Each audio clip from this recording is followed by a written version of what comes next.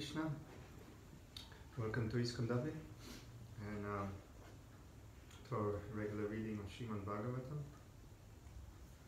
It's 6:30 now, so we will start as always with reciting Srimad Bhagavatam Mahima Stotra of Sanatana Goswami. Sarva Shastrabdi Piyusha Sarva Vedaika Satpalam Sarva Siddhantma Ratnadya Sarva Lokaika Drikprada. O nectar from the ocean of all scriptures, singular fruit of all of the Vedas, reach mine of the precious gems of all conclusive truths. You are the only giver of sight to all of the worlds. Sarva Bhagavata Prana, Srimad Bhagavata Prabhu, Kalidvanto Ditya, Shri Krishna Parivartita.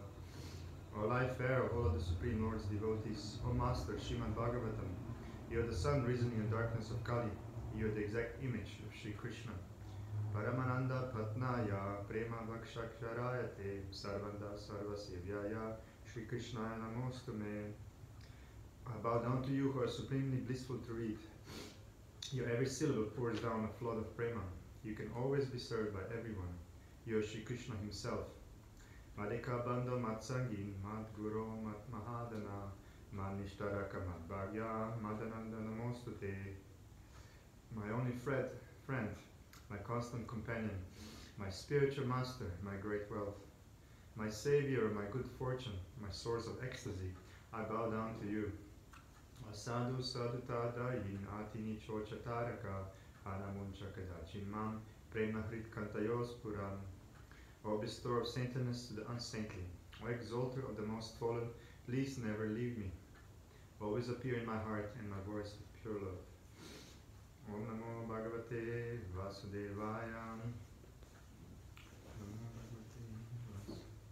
Om Namo Bhagavate Vasudevaya. Om Namo Bhagavate Vasudevaya. Om Namo Bhagavate Vasudevaya. Hare Krishna, everyone. Welcome again to the reading of Srimad Bhagavatam. We continue today from the verse 17 of the 15th chapter of the first canto. The chapter is entitled The Pandavas Retire Timely. So without further ado, we'll dive in. Subtext 17, translation. Okay. It was by his mercy only that my enemies neglected to kill me when I descended from my chariot to get water for my thirsty horses. And it was due to my lack of esteem for my Lord that I dared engage him as my chariot driver, for he is worshipped and offers services by the best man to attain salvation. And this is obviously Arjuna speaking. Purport. The Supreme Lord, the personality of Godhead, Sri Krishna, is the object of worship both by impersonalists and by the devotees of the Lord. The impersonalists worship his glowing effulgence emanating from his transcendental body of eternal form, bliss, and knowledge, and the devotees worship him as the Supreme Personality of Godhead. Those who are below even the impersonalists consider him to be one of the great historical personalities. The Lord, however, descends to attract all by his specific transcendental pastimes, and thus he plays the part of the most perfect master, friend, son, and lover. His transcendental relation with Arjuna was in friendship, and the Lord therefore played the part perfectly, as he did with his parents, lovers, and wives. While playing in such a perfect transcendental relation, the devotee forgets, by the internal potency of the Lord, that his friend or son is the Supreme Personality of Godhead, although sometimes the devotee is bewildered by the acts of the Lord. After the departure of the Lord, Arjuna was conscious of his great friend, but there was no mistake on the part of Arjuna, nor any ill estimation of the Lord. Intelligent men are attracted by the transcendental acting of the Lord with a pure, unalloyed devotee like Arjuna. In the war field, scarcity of water is a well-known fact. Water is very rare there, and both the animals and men working strenuously on the war field constantly require water to quench their thirst. Especially wounded soldiers and generals feel very thirsty at the time of death. And it sometimes so happens that simply for want of water one has to die unavoidably. But such scarcity of water was solved in the battle of Kurukshetra by means of boring the ground. By God's grace, water can be easily obtained from any place if there is facility for boring the ground. Excuse me. The modern system works on the same principle of boring the ground, but modern engineers are still unable to dig immediately wherever necessary. It appears, however, from the history as far back as the days of the Pandavas, that big generals like Arjuna could at once supply water even to the horses, and what to speak of men, by drawing water from underneath the hard ground simply by penetrating the stratum with a sharp arrow, a method still unknown to the modern scientist. Text 18. O King, his jokings and frank talks were pleasing and beautifully decorated with smiles. His addresses unto me as, O son of Pritha, O friend, O son of the Kur dynasty, and all such heartiness are now remembered by me, and thus I am overwhelmed. Text 19. Generally, both of us used to live together and sleep, sit and loiter together. And at the time of advertising oneself for acts of chivalry, sometimes, if there were any irregularity, I used to reproach him by saying, "My friend, you are very truthful." Even in those hours when his value was minimized, he, being the Supreme Soul, tolerate all those utterings of mine, excusing me exactly as a true friend excuses his true friend, or a father excuses his son. Purport. Since the Supreme Lord Sri Krishna is all perfect, his transcendental pastimes with his pure devotees never lack anything in any respect, either as a friend, son, or lover. The Lord relishes the reproaches of friends, parents, or fiancés more than the hymns offered to him by great learned scholars and religionists in an official fashion. Text 20. O Emperor, now I am separated from my friend and dearmost well-wisher, the Supreme Personality of Godhead, and therefore my heart appears to be void of everything. In his absence I have been defeated by a number of infidel cowherd men while I was guarding the bodies of all the wives of Krishna. Purport. The important point in this verse is how it was possible that Arjuna could be defeated by a gang of ignoble cowherd men, and how such mundane cowherd men could touch the bodies of the wives of Lord Krishna, who were under the protection of Arjuna. Srila Vishwanath Chakravarti Thakur has justified the contradiction by research in the Vishnu Purana and Brahma Purana. In these Puranas it is said that once the fair denizens of heaven pleased Ashtavakra Muni by their service and were blessed by the Muni to have the Supreme Lord as their husband. Ashtavakra Muni was curved in 8 joints of his body, and thus he used to move in a peculiar curved manner. The daughters of the demigods could not check their laughter upon seeing the movements of the Muni, and the Muni, being angry at them, cursed them that they would be kidnapped by rogues, even if they would get the Lord as their husband. Later on, the girls again satisfied the Muni by their prayers, and the Muni blessed them that they would regain their husband even after being robbed by the rogues. So, in order to keep the words of the great Muni, the Lord himself kidnapped his wives from the protection of Arjuna. Otherwise, they would have at once vanished from the scene as soon as they were touched by the rogues. Besides that, some of the gopis who prayed to become wives of the Lord returned to their respective positions after their desire was fulfilled. After the departure of Lord Krishna, he wanted all his entourage back to Godhead, and they were called back under different conditions only. Text 21. I have the very same Gandiva bow, the same arrows, the same chariot drawn by the same horses, and I use them as the same Arjuna to whom all things offer their due respects. But in the absence of Lord Krishna, all of them, at a moment's notice, have become null and void. It is exactly like offering clarified butter on ashes, accumulating money with a magic wand, or sowing seeds on barren land. Purport. As we have discussed more than once, one should not be puffed up by borrowed plums.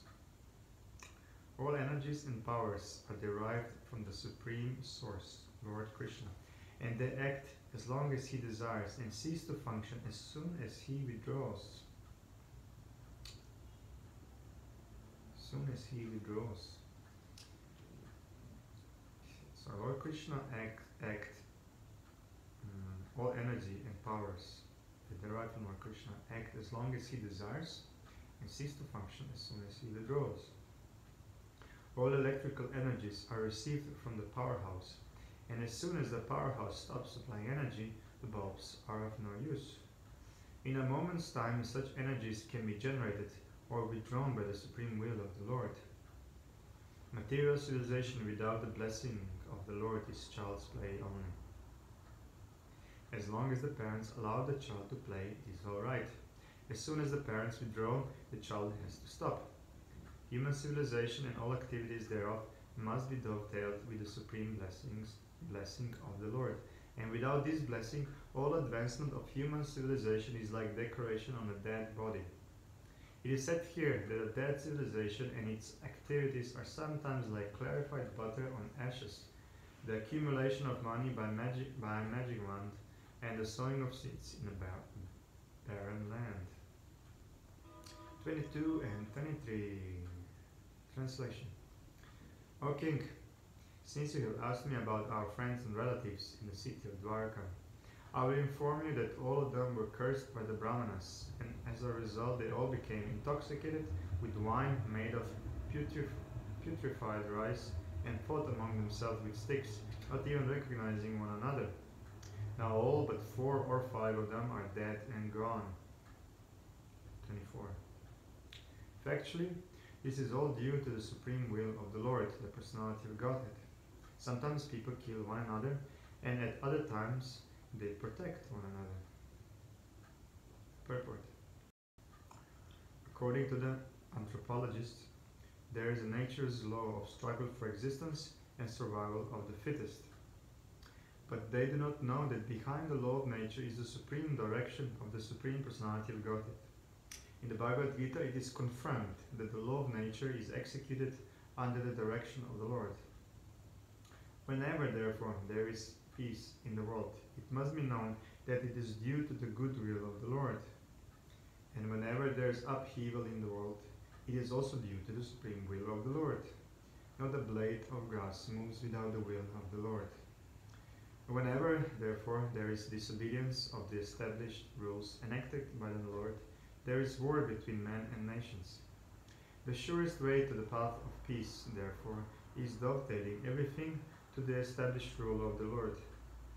The established rule is that whatever we do, whatever we eat, whatever we sacrifice, or whatever we give in charity, must be done to the full satisfaction of the Lord.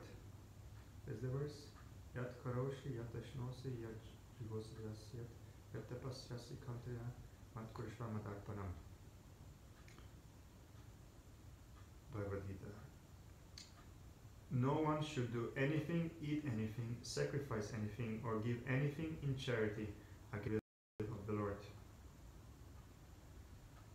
Discretion is the better part of valor, and one must learn how to discriminate between actions which may be pleasing to the Lord and those which may not be pleasing to the Lord. An action is thus judged by the Lord's pleasure or displeasure. There is no room for personal whims. We must always be guided by the pleasure of the Lord. Such action is called yoga karmasu kaushalam, or actions performed which are linked with the Supreme Lord. That is the art of doing a thing perfectly. It's really nice, nice paragraphs here. Really telling, very clear. Continuing with another double verse, 25 and 26. O King, as in the ocean the bigger and stronger aquatics swallow up the smaller and weaker ones, so also the Supreme Personality of Godhead, to lighten the burden of the earth, has engaged the stronger Yadu to kill the weaker, and the bigger Yadu to kill the smaller. Purport. In the material world, the struggle for existence and survival of the fittest are laws, because in the material world there is a disparity between conditioned souls due to everyone's desire to lord it over the material resources. This very mentality of lording it over the material nature is the root cause of conditioned life. And to give facility to such imitation lords, the illusory energy of the Lord has created a disparity between conditioned living beings by creating the stronger and the weaker in every species of life. The mentality of lording it over the material nature and the creation has naturally created a disparity and therefore the law of struggle for existence. In the spiritual world there is no such disparity, nor is there such a struggle for existence. In the spiritual world there is no struggle for existence because everyone there exists eternally. There is no disparity because everyone wants to render service to the Supreme Lord, and no one wants to imitate the Lord in becoming the beneficiary. The Lord, being creator of everything, including the living beings, factually is the proprietor and enjoyer of everything that be, but in the material world, by the spell of Maya, or illusion, this eternal relation with the Supreme Personality of Godhead is forgotten. And so the living being is conditioned under the law of struggle for existence and survival of the fittest.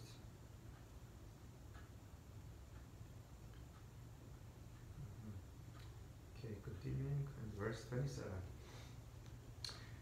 Now I am attracted to those instructions imparted to me by the Personality of Godhead, Govinda, because they are impregnated with instructions for relieving the burning heart in all circumstances of time and space. Purport. Herein Arjuna refers to the instruction of the Bhagavad Gita, which was imparted to him by the Lord on the battle of Kurukshetra. The Lord left behind him the instructions of the Bhagavad Gita not for the benefit of Arjuna alone, but also for all time and in all lands. The Bhagavad Gita, being spoken by the Supreme Personality of Godhead, is the essence of all Vedic wisdom. It is nicely presented by the Lord himself for all who have very little time to go through the vast Vedic literatures like the Upanishads, Puranas, and Vedanta Sutras. It is put within the study of the great historical epic Mahabharata, which was especially prepared for the less intelligent class, namely the women, the laborers, and those who are worthless descendants of Brahmanas, Kshatriyas, and higher sections of the Vaishyas. The problem which arose to Arjuna on the battlefield of Kurukshetra was solved by the teachings of the Bhagavad Gita. Again, after the departure of the Lord from the vision of earthly people, when Arjuna was face to face with being vanquished in his power and prominence, he wanted again to remember the great teachings of the Bhagavad Gita, just to teach all concerned that the Bhagavad Gita can be consulted in all critical times, not only for solace from all kinds of mental agonies, but also for the way out of great entanglements, which may embarrass one in some critical hour. The merciful Lord left behind him the great teachings of the Bhagavad Gita, so that one can take the instructions of the Lord even when he is not visible to material eyesight. Material senses cannot have any estimation of the Supreme Lord. His inconceivable power, and the Lord can incarnate himself to the sense perception souls in a suitable manner through the agency of matter, which is also another form of the Lord's manifested energy. Thus the Bhagavad Gita, or any authentic scripture or sound representation of the Lord, is also the incarnation of the Lord. There is no difference between the sound representation of the Lord and the Lord himself. Derive the benefit from the Bhagavad Gita as Arjuna did in the personal presence of the Lord. The faithful human being who is desirous of being liberated from the clutches of material existence can very easily take advantage of the Bhagavad Gita. And with this in view, the Lord instructed Arjuna as if Arjuna were in need of it. In the Bhagavad Gita, 5 important factors of knowledge have been delineated pertaining to: number 1, the Supreme Lord; 2, the living being; 3, nature; 4, time and space; and 5, the process of activity or karma. Out of these, the Supreme Lord and the living Out of these, the Supreme Lord and the living being are qualitatively one. The difference between the two has been analyzed as the difference between the whole and the part and parcel. Nature is inert matter, displaying the interaction of three different modes, and eternal time and unlimited space are considered to be beyond the existence of the material nature. Activities of the living being are different varieties of activities, which can entrap or liberate the living being within and without material nature. All these subject matters are concisely discussed in the Bhagavad Gita, and later the subject matters are elaborated in the Srimad Bhagavatam for further enlightenment. Out of the five subjects, the Supreme Lord, the living entity, nature, and time and space are eternal. But the living entity, nature, and time are under the direction of the Supreme Lord, who is absolute and completely independent of any other control. The Supreme Lord is the supreme controller. The material activity of the living being is beginningless, but it can be rectified by transferal into the spiritual quality. Thus it can cease its material qualitative reactions. Both the Lord and the living entity are cognizant, and both have the sense of identification, of being conscious as a living force. But the living being under the condition of material nature, called Mahatattva, misidentifies himself as being different from the Lord. The whole scheme of Vedic wisdom is targeted to the aim of eradicating such a misconception and thus liberating the living being from the illusion of material identification. When such an illusion is eradicated by knowledge and renunciation, the living beings are responsible actors and enjoyers also. The sense of enjoyment in the Lord is real, but such a sense in the living being is a sort of wishful desire only. This difference in consciousness is the distinction of the two identities, namely the Lord and the living being. Otherwise, there is no difference between the Lord and the living being. The living being is therefore eternally one and different simultaneously. The whole instruction of the Bhagavad Gita stands on these principles. In the Bhagavad Gita, the Lord and the living beings are both described as Sanatana, or eternal, and the Lord's abode far beyond the material sky is also described as Sanatana. The living being is invited to live in the Sanatana existence of the Lord, and the process which can help a living being to approach the Lord's abode, where the liberated activity of the soul is exhibited, is called Sanatana Dharma. One cannot, however, reach the eternal abode of the Lord without being free from the misconception of material identification, and the Bhagavad Gita gives us the clue how to achieve this stage of perfection. The process of being liberated from the misconception of material identification is called in different stages: fruitive activity, empiric philosophy, and devotional service, up to transcendental realization. Such transcendental realization is made possible by dovetailing all the above items in relation with the Lord. Prescribed duties of the human being, as is directed in the Vedas, can gradually purify the sinful mind of the conditioned soul and raise him to the stage of knowledge. The purified stage of acquiring knowledge becomes the basis of devotional service to the Lord. As long as one is engaged in researching the solution of the problems of life, his knowledge is called jnana, or purified knowledge. But on realizing the actual solution of life, one becomes situated in the devotional service of the Lord. The Bhagavad Gita begins with the problems of life by discriminating the soul from the elements of matter, and proves by all reason and argument that the soul is indestructible in all circumstances, and that the outer covering of matter, the body and the mind, change for another term of material existence, which is full of miseries. The Bhagavad Gita is therefore meant for terminating all different types of miseries, and Arjuna took shelter of this great knowledge, which had been imparted to him during the Kurukshetra battle. 28. Sutta Goswami said, thus being deeply absorbed in thinking of the instructions of the Lord, which were imparted in the great intimacy of friendship, and in thinking of his lotus feet, Arjuna's mind became pacified and free from all material contamination. Purport. Since the Lord is absolute, deep meditation upon him is as good as yogic trance. The Lord is none different from his name, form, quality, pastimes, entourage, and specific actions. Arjuna began to think of the Lord's instructions to him on the battlefield of Kurukshetra.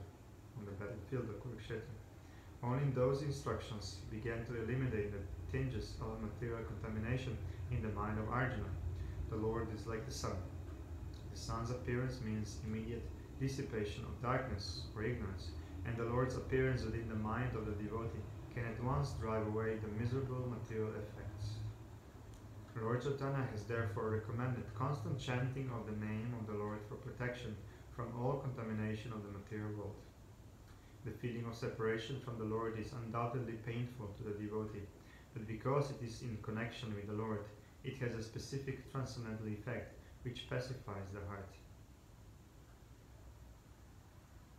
Feelings of separation are also sources of transcendental bliss, and they are never comparable to contaminated material feelings of separation.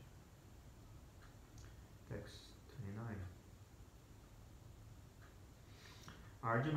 Arjuna's constant remembrance of the lotus feet of Lord Sri Krishna rapidly increased his devotion, and as a result all the trash in his thoughts subsided. All the trash subsided. Okay, purport. Material desires in the mind are the trash of material contamination. I'm just laughing. I like the word. I like how Prabhupada puts it. He equates material desires with trash. Trash is something we throw away, something we don't need. But we're not so. We are more merciful to our material desires.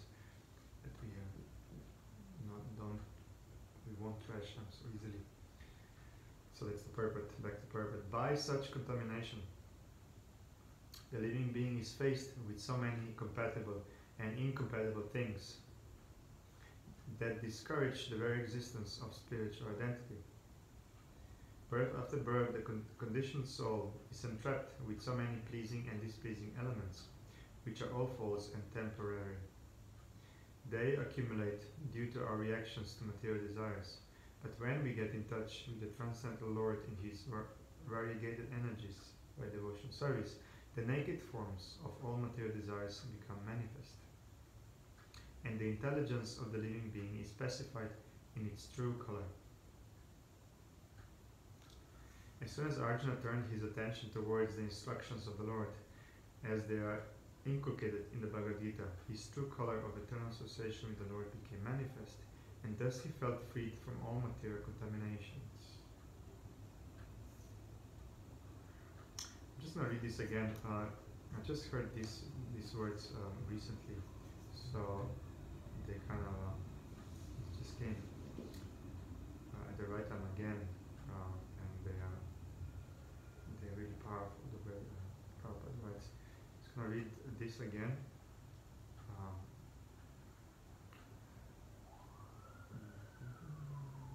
So, the material desires accumulate due to our reactions to material desires. No? No, okay. Displeasing elements. So not the displeasing elements, which are false and temporary, accumulate due to our reactions to material desires. But when we get in touch with the transcendental Lord in his variegated energies for devotional service, then the naked forms of all material desires become manifest, and the intelligence of the living being is specified in its true color.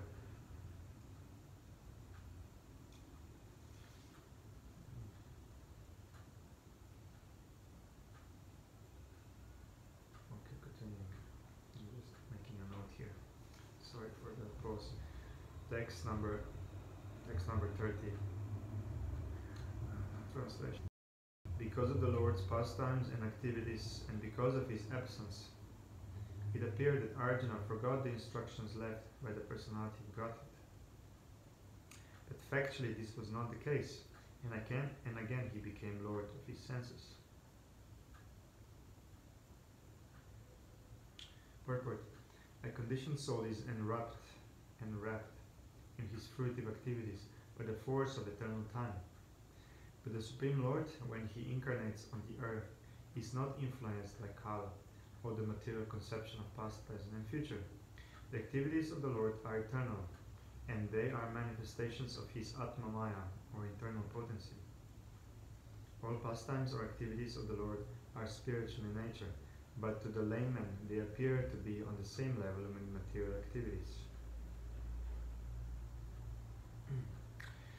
It so appeared that Arjuna and the Lord were engaged in the battle of Kurukshetra, as the other party was also engaged.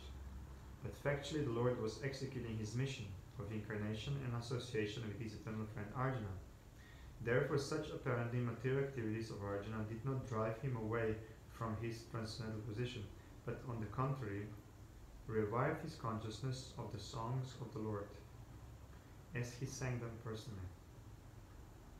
This revival of consciousness is assured by the Lord in the Bhagavad Gita 1865 as follows, famous verse, Manmana bhava mat bhakto mat yaji mam namaskuru am evashyasi satyam te prati jane priyosi me.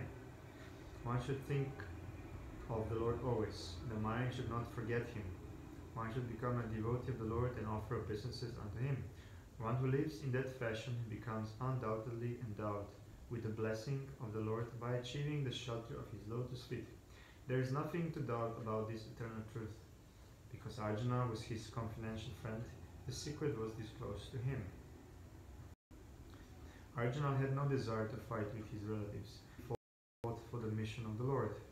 He was always engaged in the execution of his mission only, and therefore after the Lord's departure he remained in the same transcendental position, even though it appeared that he got all the instructions of the Bhagavad Gita. One should therefore adjust the activities of life in pace with the mission of the Lord, and by doing this, one is sure to return back home to Godhead. This is the highest perfection of life. Text 31. Because of his possessing spiritual assets, doubts of duality were completely cut off. Thus he was freed from the three modes of material nature and placed in transcendence. There was no longer any chance of his becoming entangled in birth and death, for he was freed from material form. Doubts of duality begin from the misconception of the material body, which is accepted as the self by less intelligent persons. The most foolish part of our ignorance is our identifying this material body with the self. Everything in relation with the body is ignorantly accepted as our own. Doubts due to misconceptions of myself and mine, in other words, my body, my relatives, my property, my wife, my children, my wealth, my country, my community, and hundreds and thousands of similar illusory contemplations, cause bewilderment for the conditioned soul. By assimilating the instructions of the Bhagavad Gita, one is sure to be released from such bewilderment, because real knowledge is knowledge that the Supreme Personality of Godhead Vasudeva, Lord Krishna, is everything, including oneself. Everything is a manifestation of his potency as part and person. Potency and the potent are non-different, so the conception of duality is at once mitigated by attainment of perfect knowledge. As soon as Arjuna took up the instructions of the Bhagavad Gita, expert as he was, he could at once eradicate the material conception of Lord Krishna, his eternal friend. He could realize that the Lord was still present before him by his instruction, by his form, by his pastimes, by his qualities and everything else related to him. He could realize that Lord Krishna, his friend, was still present before him by his transcendental presence in different non-dual energies, and there was no question of attainment of the association of the Lord by another change of body under the influence of time and space. By attainment of absolute knowledge, one can be in association with the Lord constantly, even in this present life, simply by hearing, chanting, thinking of, and worshipping the Supreme Lord. One can see him, one can feel his presence, even in this present life, simply by understanding the Advaya Jnana Lord, or the Absolute Lord, through the process of devotional service, which begins with hearing about him. Lord Chaitanya simply can at once wash off the dust on the mirror of pure consciousness, and as soon as the dust is removed, one is at once freed from all material conditions. To become free from material conditions means to liberate the soul. As soon as one is, therefore, situated in absolute knowledge, his material conception of life is removed, or he re-emerges from a false conception of life. Thus the function of the pure soul is revived in spiritual realization. This practical realization of the living being is made possible due to his becoming free from the reaction of the three modes of material nature, namely goodness, passion, and ignorance. By the grace of the Lord, a pure devotee is at once raised to the place of the Absolute. There is no chance while the devotee is becoming materially entangled again in conditioned life. One is not able to feel the presence of the Lord in all circumstances until one is endowed with the required transcendental vision made possible by devotional service prescribed in the revealed scriptures. Arjuna had attained this stage long before on the battlefield of Kurukshetra, and when he apparently felt the absence of the Lord, he at once took shelter of the instructions of the Bhagavad Gita, and thus again he was placed in his original position. This is the position of Vishoka, or the stage of being freed from all grief and anxieties. 32. Upon hearing of Lord Krishna's return to his abode, and upon understanding the end of the other dynasty's earthly manifestation, Maharaj Yudhishthira decided to go back home, back to Godhead. Purport. Maharaj Yudhishthira also turned his attention to the instructions of the Bhagavad Gita after hearing about the Lord's departure from the vision of earthly people. He began to deliberate on the Lord's way of appearance and departure. The mission of the Lord's appearance and disappearance in the mortal universe is completely dependent on his supreme will. He is not forced to appear or disappear by any superior energy, as the living beings appear and disappear, being forced by the laws of nature. Whenever the Lord likes, he can appear himself from anywhere and everywhere without disturbing his appearance and disappearance in any other place. He is like the sun. The sun appears and disappears on its own accord at any place without disturbing its presence in other places. The sun appears in the morning in India without disappearing from the Western Hemisphere. The sun is present everywhere and anywhere, all over the solar system, but it is so appears that in a particular place the sun appears in the morning and also disappears at some fixed time in the evening. The time limitation even of the sun is of no concern, and so what to speak of the Supreme Lord, who is the creator and controller of the sun. Therefore, in the Bhagavad Gita it is stated that anyone who factually understands the transcendental appearance and disappearance of the Lord by his inconceivable energy becomes liberated from the laws of birth and death and is placed in the eternal spiritual sky where the Vaikuntha planets are. There, such liberated persons can eternally live without the pangs of birth, death, old age, and disease. In the spiritual sky, the Lord and those who are eternally engaged in the transcendental loving service of the Lord are all eternally young, because there is no old age and disease, and there is no death. Because there is no death, there is no birth. It is concluded, therefore, that simply by understanding the Lord's appearance and disappearance in truth, one can attain the perfectional stage of eternal life. Therefore, Maharaj Yudhishthira also began to consider going back to Godhead. The Lord appears on the earth or any other mortal planet along with his associates who live with him eternally, and the members of the other family who were engaged in supplementing the pastimes of the Lord are no other than his eternal associates, and so also Maharaj Yudhishthira and his brothers and mothers, etc. Since the appearance and disappearance of the Lord and his eternal associates are transcendental, one should not be bewildered by the external features of appearance and disappearance. Text 33.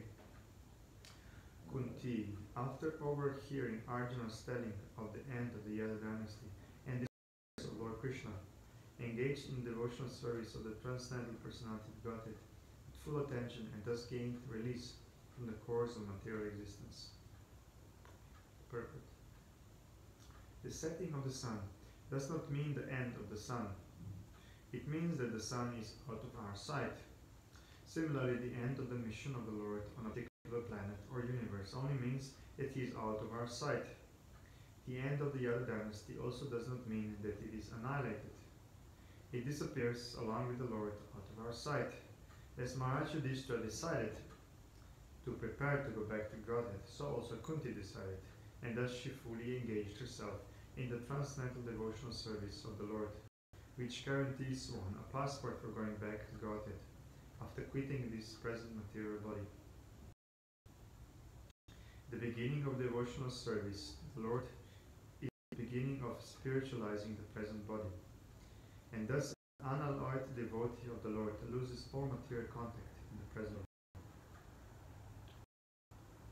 The abode of the Lord is not a myth, as is thought by the unbelievers or ignorant people, but one cannot reach there by any material means, Sputnik or space capsule. But one can certainly reach there after leaving this present body, and one must prepare himself to go back to Godhead by practicing devotional service. That guarantees a passport for going back to Godhead, and Kunti adopted it. 34. The Supreme Unborn, Lord Shri Krishna, caused the members of the Yadu dynasty to relinquish their bodies, and thus he relieved the burden of the world. This action was like picking out a thorn with a thorn, though both are the same to the controller. Perfect. Srila Vishwanatha Chakravarti Thakur suggests that the rishis like Shonaka and others who were hearing Srimad Bhagavatam from Sutta Goswami at Naimisharanya were not happy to hear about the Yadus dying in the madness of intoxication. To give them relief from this mental agony, Sutta Goswami assured them that the Lord caused the members of the Yadus to relinquish their bodies, by which they had to take away the burden of the world. The Lord and his eternal associates appeared on earth to help the administrative demigods in eradicating the burden of the world. He therefore called for some of the confidential demigods to appear in the Yadu family and serve him in his great mission. After the mission was fulfilled, demigods, by the will of the Lord, relinquished their bodies by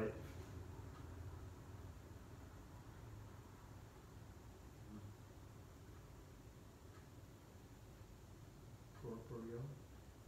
Does it say? Means pertaining to body. Is it pronounced corporeal? Corporeal. So the demigods, by the will of the Lord, relinquished their corporeal bodies by fighting amongst themselves in the madness of intoxication. The demigods are accustomed to drinking the somaras beverage, and therefore the drinking of wine and intoxication are not unknown to them. Sometimes they were put into trouble for indulging intoxication. Once the sons of Kuvera fell in the wrath of Narada for being intoxicated, but afterwards they regained their original forms by the grace of the Lord Sri Krishna. We shall find this story in the 10th canto. For the Supreme Lord, both the Asuras and the demigods are equal. But the demigods are obedient to the Lord, whereas the Asuras are not. Therefore, the example of picking out a thorn by another thorn is quite befitting. One thorn, which causes pinpricks on the leg of the Lord, is certainly disturbing to the Lord, and the other thorn, which takes out the disturbing elements, certainly gives service to the Lord. So, although every living being is a part and parcel of the Lord, still one who is a pinprick to the Lord is called an Asura, and one who is a voluntary servitor of the Lord is called a Devata, or demigod. In the material world, the Devatas and Asuras are always contending, and the Devatas are always saved from the hands of the Asuras by the Lord. Both of them are under the control of the Lord. The world is full of two kinds of living beings, and the Lord's mission is always to protect the Devatas and destroy the Asuras whenever there is such a need in the world, and to do good to both of them. Text 35. The Supreme Lord relinquished the body which he manifested to diminish the burden of the earth. Just like a magician, he relinquishes one body to accept different ones, like the fish incarnation and others. Purport. The Supreme Lord, Personality of Godhead, is neither impersonal nor formless, but his body is non-different from him, and therefore is known as the embodiment of eternity, knowledge, and bliss. In the Brihat Vaishnava Tantra, it is clearly mentioned that anyone who considers the form of Lord Krishna to be made of material energy must be ostracized by all means. And if by chance the face of such an infidel is seen, one must clean himself by jumping in the river with his clothing. The Lord is described as Amrita, or deathless, because he has no material body. Under the circumstances, the Lord's dying or quitting his body is like the jugglery of a magician. The magician shows by his tricks that he is cut to pieces, burned to ashes, or made unconscious by hypnotic influences, but all are false shows only. Factually, the magician himself is neither burned to ashes nor cut to pieces, nor is he dead or unconscious at any stage of his magical demonstration. Similarly, the Lord has his eternal forms of unlimited variety, of which the fish incarnation, as was exhibited within the universe, is also one. Because there are innumerable universes, somewhere or other the fish incarnation must be manifesting his pastimes without cessation.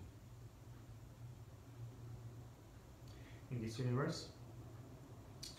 verse, the particular word dhate, eternally accepted, and not the word ditva, accepted for the occasion, is used. The idea is that the Lord does not create the fish incarnation. He eternally has such a form, and the appearance and disappearance of such an incarnation serves particular purposes. In the Bhagavad Gita 7:24 and 25, the Lord says, "The impersonalists think that I have no form, that I am formless, but that at present I have accepted a form to serve a purpose, and now I am manifested." But such speculators are factually without sharp intelligence. Though they may be good scholars in the Vedic literatures, they are practically ignorant of my inconceivable energies and my eternal forms of personality. The reason is that I reserve the power of not being exposed to the non-devotees by my mystic curtain. The less intelligent fools are therefore unaware of my eternal form, which is never to be vanquished and is unborn. In the Padma Purana, it is said that those who are envious and always angry at the Lord are unfit to know the actual and eternal form of the Lord. In Bhagavatam also, it is said that the Lord appeared like a thunderbolt to those who were wrestlers.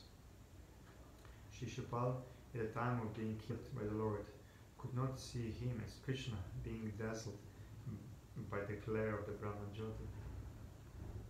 Therefore, the temporary manifestation of the Lord as a thunderbolt to the wrestlers appointed by Kamsa, or the glaring appearance of the Lord before Shishupal, was relinquished by the Lord. But the Lord as a magician is eternally existent and is never vanquished in any circumstance. Such forms are temporarily shown to the asuras only, and when such exhibitions are withdrawn, the asuras think that the Lord is no more existent, just as a foolish audience thinks the magician to be burnt to ashes or cut to pieces. The conclusion is that the Lord has no material body, and therefore he is never to be killed or changed by his transcendental body. Text number 36. When the personality of Godhead, Lord Krishna, left this earthly planet in his self-same form, from that very day Kali, who had already partially appeared, became fully manifest to create inauspicious conditions for those who are endowed with a poor fund of knowledge.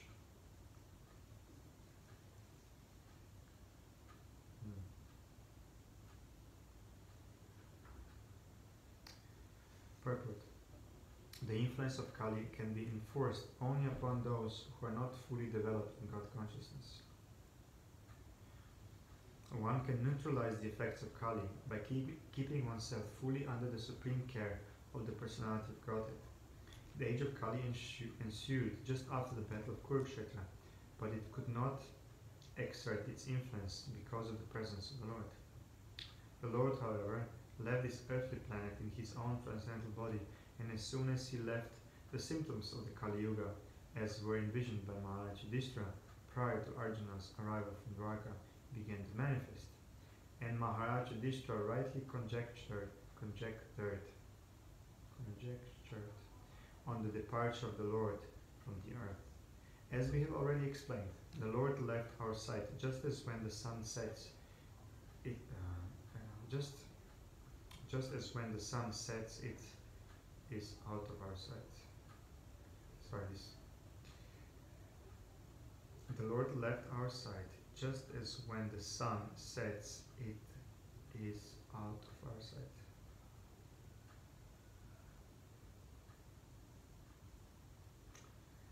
Text 37. Maharaj Yudhishthira was intelligent enough to understand the influence of the age of Kali, characterized by the increasing avarice, falsehood, cheating and violence throughout the capital, state, home and among individuals. So he wisely prepared himself to leave home, and he dressed accordingly. Purport. The present age is influenced by the specific qualities of Kali. Since the days of the Battle of Kurukshetra, about 5,000 years ago, the influence of the age of Kali began manifesting, and from authentic scriptures, it is learned that the age of Kali is still to run on for 427,000 years. The symptoms of the Kali Yuga, as mentioned above, namely avarice, falsehood, diplomacy, cheating, nepotism, violence, and all such things, are already in vogue, and no one can imagine what is going to happen gradually with further increase of the influence of Kali till the day of annihilation. We have already come to know that the influence of the age of Kali is meant for godless, so-called civilized men. Those who are under the protection of the Lord have nothing to fear from this horrible age. Maharaj Yudhishthira was a great devotee of the Lord, and there was no necessity of his being afraid of the age of Kali, but he preferred to retire from active household life and prepare himself to go back home, back to Godhead. The Pandavas are eternal companions of the Lord, and therefore they are more interested in the company of the Lord than anything else. Besides that, being an ideal king, Maharaj Yudhishthira wanted to retire just to set an example for others. As soon as there is some young fellow to look after the household affairs, one should at once retire from family life to uplift oneself to spiritual realization. One should not rot in the dark well of household life till one is dragged out by the will of Yamaraj. Modern politicians should take lessons from Maharaj Yudhishthira about voluntary retirement from active life, and should make room for the younger generation. Also, retired old gentlemen should take lessons from him and leave home for spiritual realization before forcefully dragged away to meet death.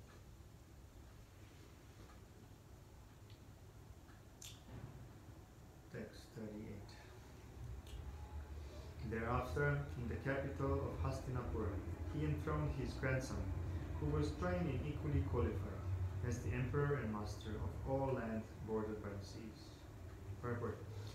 The total land on the earth bordered by the seas was under the subjugation of the king of Hastinapura. Maharaj Yudhishthira trained his grandson, Maharaj Parikshit, who was equally qualified in state administration in terms of the king's obligation to the citizens. Thus Parikshit was enthroned on the seat of Maharaj Yudhishthira prior to his departure back to Godhead.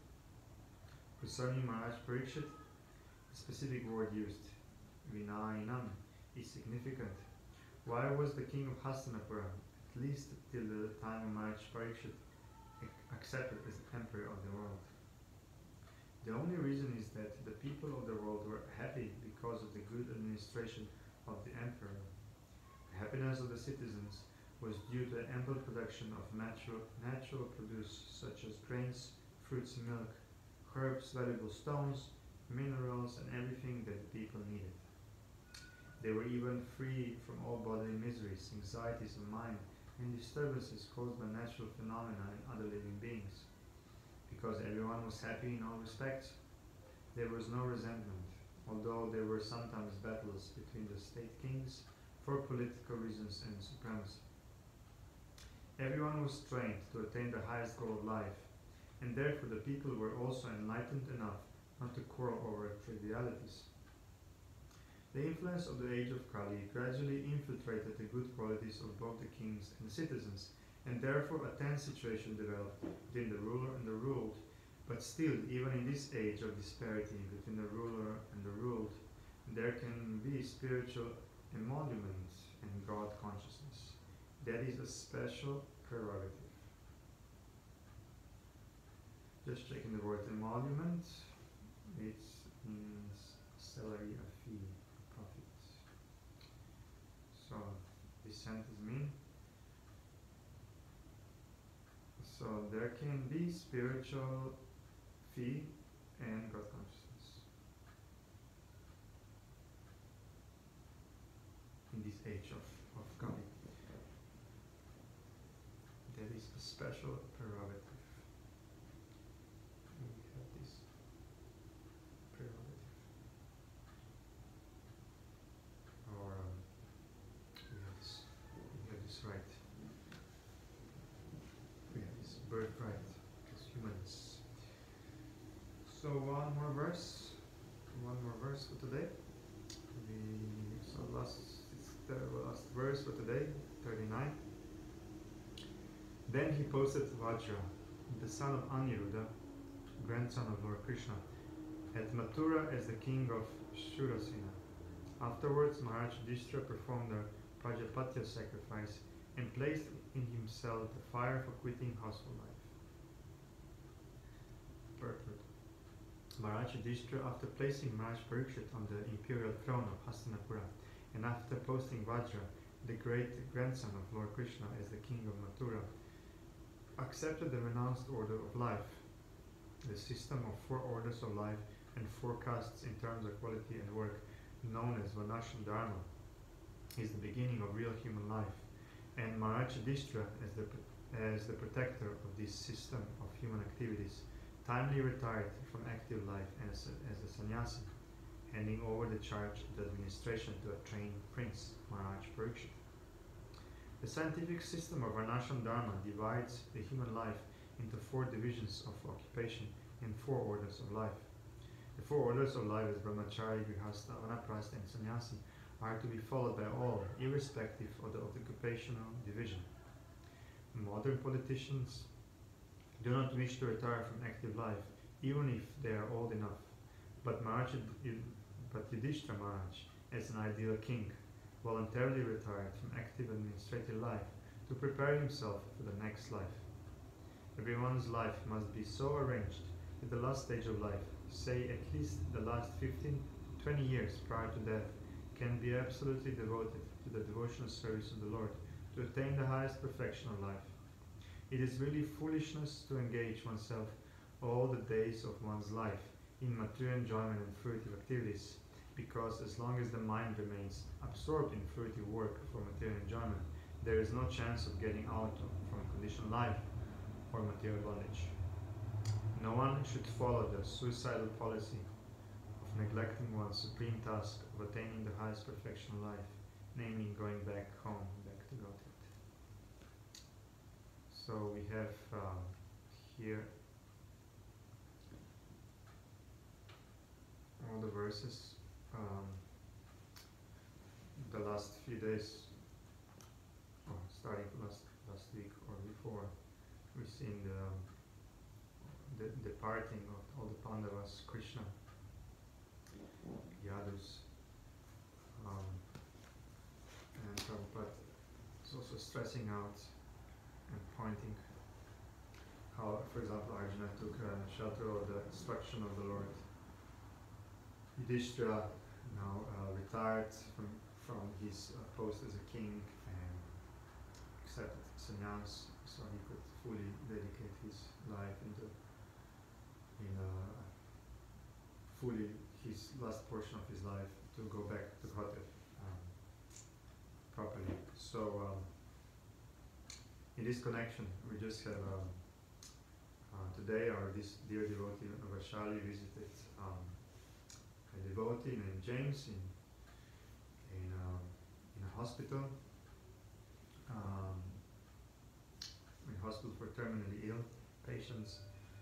So we would like to just here send our prayers, and if everyone else can join with prayers for John, for James, for his remembrance of Krishna and his safe passage to spiritual existence. Please pray for James. See you then tomorrow again with verse 30 of the 15th chapter of Bhagavatam. Here in the Iskandavni and online Facebook and YouTube. Hare Krishna, Srimad Bhagavatam ki jai.